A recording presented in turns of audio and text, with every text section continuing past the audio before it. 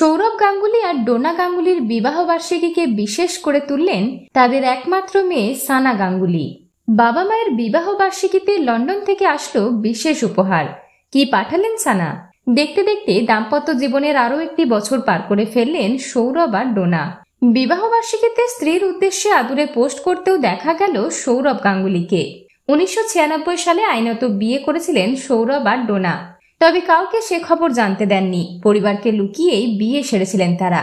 পরে সবটা জানাজানি হয়ে গেলে 1997 সালে তারা ঘটা করে বিয়ে করেন। তবে এবার বিবাহ বার্ষিকীর দিন ডোনার জন্য আদুরে পোস্ট এসেছিল সৌরভের তরফে। এছাড়া তাদের মেয়ে সানা লন্ডন থেকে বাবা মায়ের জন্য পাঠিয়েছেন বিশেষ উপহার। 23 বছরের কন্যা বাবা মায়ের জন্য পাঠিয়েছেন এই ফুলের তোড়াটি। সেই ছবি সামাজিক মাধ্যমে শেয়ার করে মেয়েকে ধন্যবাদও জানিয়েছেন ডোনা গাঙ্গুলি। অন্যদিকে সৌরভ বিয়ের আগে তার এবং ডোনার একটি মিষ্টি ছবি শেয়ার করে ডোনাকে অ্যানিভার্সারির শুভেচ্ছা জানিয়েছেন।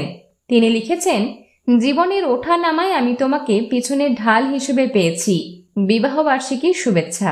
বিনোদন জগতের আরো অন্যান্য খবর নিয়ে ফিরছি, জুড়ে থাকুন আমাদের সঙ্গে।